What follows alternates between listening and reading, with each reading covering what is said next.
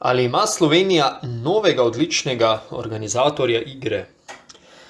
Jaz mislim, da je bolj korektno oziroma pravilno vprašanje, ali imajo dva, ali ima celo tri.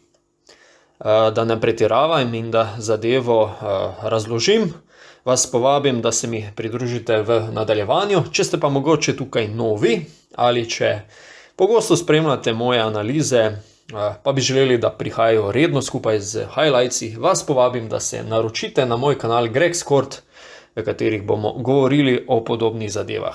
Torej, zdajle, zakaj takšen naslov, na kaj se tole navezuje? Seveda na zadnjo kvalifikacijsko tekmo, ki jo je pred nekaj minutami v bistvu Slovenija dobila proti Nemčiji in se je že uvrstila na svetovno prvenstvo. Čestitke, fantje! Zdajle glavna igralca sta bila Jordan Morgan in pa Žiga Samar. Žiga Samar je predvsem tisti, na katerega se naslov navezuje. O še dveh bom pa spregovoril v nadaljevanju. Tole Jordan Morgan 22 točk in pa 13 skokov za Slovenijo in pa Žiga Samar 14 točk in pa kar 12 asistenc. Torej odlična individualna statistika za oba fanta. Kar je pa najbolj pomembno, je pa, da je Slovenija ponovno zmagala in si že teoretično zagotovila nastop na svetovnem prvenstvu, ki pa bo na Filipinih, Indoneziji oziroma na Japonskem. Zdaj le vprašanje kam nas bo žreb vodil, takrat seveda v bistveno drugačni, močnejši postavi. V teh kvalifikacijah, predvsem v tem zadnjem oknu, so priložnost dobili še dokaj neuveljavljeni igralci, posebno kar se tiče reprezentance, no. Ampak glejte, tole je odlična priložnost, fenomenalna izkušnja za te fante. In prejdimo na tem mestu k bistvu. Žiga Samar, predvsem okoli njega bi se danes osredotočil. Fant igra trenutno res lepo košarko, da ne rečem odlično. Prvi se je znašel v vlogi liderja slovenske reprezentance. Jaz mislim, da je več kot upravičil zaupanje selektorja, da ga postavi na vrh, da mu da dirigentsko palico v roke.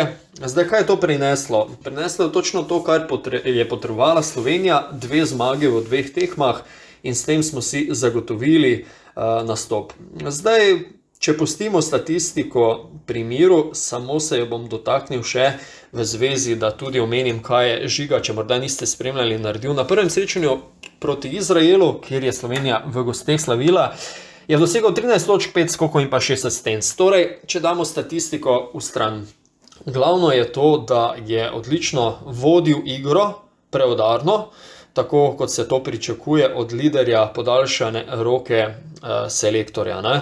Tako da tukaj verjamem, da večjih skrbi ni imel selektor. Če pa bi slučajno nastopile težave, bodisi z osebnimi napakami, kot je bilo to na zdaj zadnjem srečanju, bodisi z kakšno utrujenostjo, je pa vstopil Urban Klavžar, ki je na tem mestu tudi vreden izredne pohvale in je po mojem mestu, po mojem mnenju, na drugem mestu po tistem vprašanju, ali ima Slovenija novega odličnega organizatorja igre.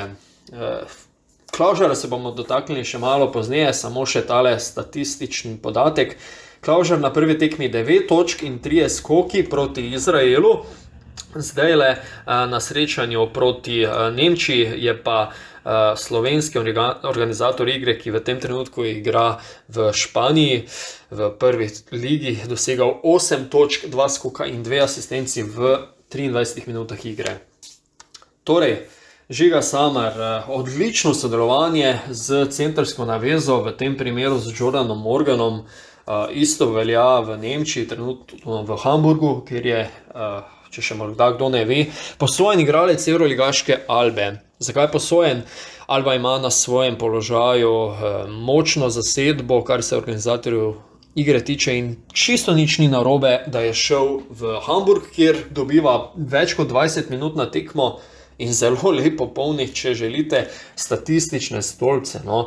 Ampak kot sem dejal, pa se ne gre za to. Fant ve, kaj pomeni organizacija napada, ve, čemu služi organizator igre in temu primerno tudi da svoj delež v napadu, kar se tiče asistenc in točkovno in nasploh, da dela svoje soigralce bolj vključene v igro. Ni pa samo napad tisti, roke ima povsod, jaz temu rečem, se pravi predvsem v obrambi, zna ukrast kakšno žogo ali prevzeti dobro, skratka, tudi v obrambi, ravno tako kot v napadu, odlično čita igro. Zdaj le sej organizatorsko mesto ima nekako položeno v zibelko, da tako rečem. Njegov oče je bil tudi profesionalni košarkar, torej Primož Samar, ne zaostaja pa niti mlajši brat Matija, ki se ravno tako kali v Španiji. Mislim, da letos je celo že dočakal prvoligaške minute pri Fuenlabradi, zanimivo, bivšem klubu Žige, ne. Zdaj Samar pri svojih 21 letih odlično se razvija, ob tem, da se Gogi praktično poslavlja že sicer nekaj časa, ampak vendarle na določeni točki bo prišel čas, ko bo Goran moral zapustiti reprezentanco, pa rabimo nekoga, ki bo zraven Luke tisti ključni mož na tem mestu, ne. Zdaj zanimivost, tudi Žiga Samar je dal mimo šolo Real Madrida, isto kot Luka in že prej omenjeni Urban Klaužar, ne? Tako da precej uslug nam dela Real Madrid, pa tudi pozneje se še bomo z enim igralcem Real Madrida dotaknili.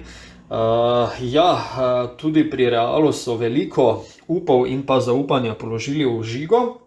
Bil je celo, mislim, da MVP državnega prvenstva v svoji zadnji sezoni, oziroma finala, no, da sem čisto natančen, kjer se je potem odločil, da bo nadaljeval kariero v Fuenlabradi, kjer so mu tudi zaupali, še nekaj časa z njim gradili in na koncu je zdaj prišel čas, da naredi neko korak naprej in, kot sem že omenil, se kali v Nemčiji. Jaz mislim, da bo tale fant še dolgo časa član slovenske košarkarske reprezentance, dokler bodo ta FIBA okna to seveda dovoljevala.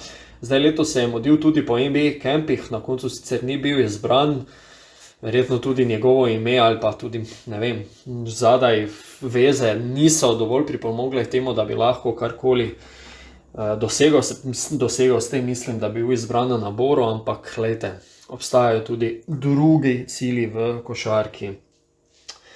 Takole, Samarja smo nekako obdelali, prihodnost je znana, tukaj ni dileme. Naslednjega, katerega se želim dotakniti tukaj, je Urban Klaužar, 18-letni fant, mislim, vzel si je, kar mu je bilo dano tukaj, dano v narekovajih, kar ti vse skupaj je prigarano. Na zadnji tekmi, torej 23 minut proti, se pravi, Izraelu, je ravno tako dobil kar nekaj minut za dokazovanje in jih že v bistvu na prvi tekmi zelo dobro izkoristil. Da se pri 18 letih ničesar ne bojiš, še posebej ne odgovornosti, kar se tiče igranja za reprezentanco.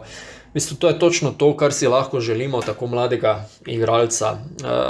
Evidentno je bilo, da ga je selektor nekoliko bolj posadil na branilski položaj, kar je recimo tudi bilo evidentno v zadnjem Realovem letu, se pravi pri mladinski ekipi Real Madrida.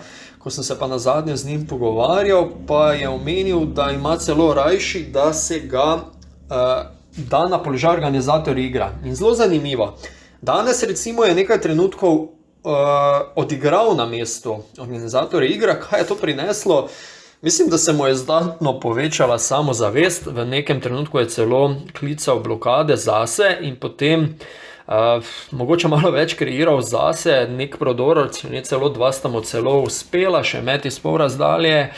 In poglejte, na koncu je pristal pri za 18-letnika za drug nastop odlični statistiki. Mislim, da tukaj gledam sicer statistiko 8, ampak mislim, da je dal 10 točk. Pa vseeno na koncu koncev naredil je to, kar se od njega pričakovalo.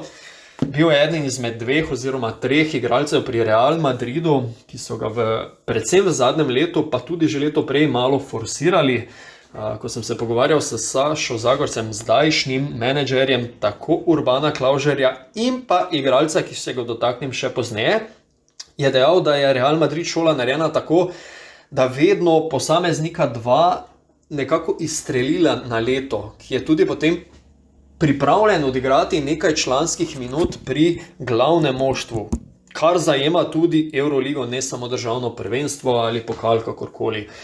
Lep primer je ravno Urban, ki je proti CSKA-ju v lanski sezoni dobil priložnost, jo fenomenalno izkoristil. Vemo, da je zadev tisto trojko, floater, pa potem še eno trojko, izsilil nekaj faulov, si vzel v napadu, Hacketa ga preigral, zadev nad Milutinovo. Skratka, tisti debi je bil fenomenalen, osvojuje srca Madridčanov v tistem nastopu. Tako da tole je še en dokaz več, no, da se je splačalo vlaganje v Urbana, sicer Domžalčana. No, tako da tudi on je tisti, ki bo, upajmo, da ima nekoliko večji minutaži, ki je praktično zdaj nima v Mursiji, da bo prišel na svoj račun in si s tem nabiral izkušnje. Zadnji 2 tekmi v dresu slovenske reprezentance sta pa zanj seveda neprecenljivi, kar se nabiranja letih tiče. Tako, da kot sem prej omenjal, no, Saša Zagorac v bistvu skrbi še za enega igralca v Real Madridu in to je Jan Vide. Jana seveda še nismo videli v dresu članske reprezentance, ni dobenega dvoma, da se bo to v naslednjih letih zgodilo. Zdajle Jan Vide v tem trenutku igra za Real Madrid, madridsko ekipo, ki pa tudi nastopa v Ligi EBA. Gre za ligo, v kateri je preigral Žiga Samar, v kateri je preigral Urban Klavžar, seveda v kateri je preigral tudi Luka Dončić. Zdaj gre za, v bistvu, mislim, da celo 4. ligo v Španiji, ki pa se lahko primerja z nekoliko slabšimi ekipami v 2. slovenski ligi in pa najboljšimi v 3. ligi. Vsaj tako mi je bilo razloženo, sicer pa sem se tudi na lastne oči prepričal, da je temu tako. Zakaj omenjam Jana Videta? Glavni igralec moštva do 18 let slovenske reprezentance, ki se je tudi kosala na zadnjem svetovnem prvenstvu te kategorije. Jan Vide je na zadnjih 5 tekmah, oziroma edinih 5 tekmah v omenjeni Ligi EBA v povprečju dosega 23,6 točke na tekmo, 2,8 skoka in 2,8 asistence. Povprečna valorizacija je 26. Ja, o tem govorimo. Med za 2, 70%, med za 3, v tem trenutku 47,6%. Real Madrid je seveda na prvem mestu lestvice. Tako da tukaj gre za fanta, ki se je v tej sezoni po mojem mnenju nekako iztrgal iz verige.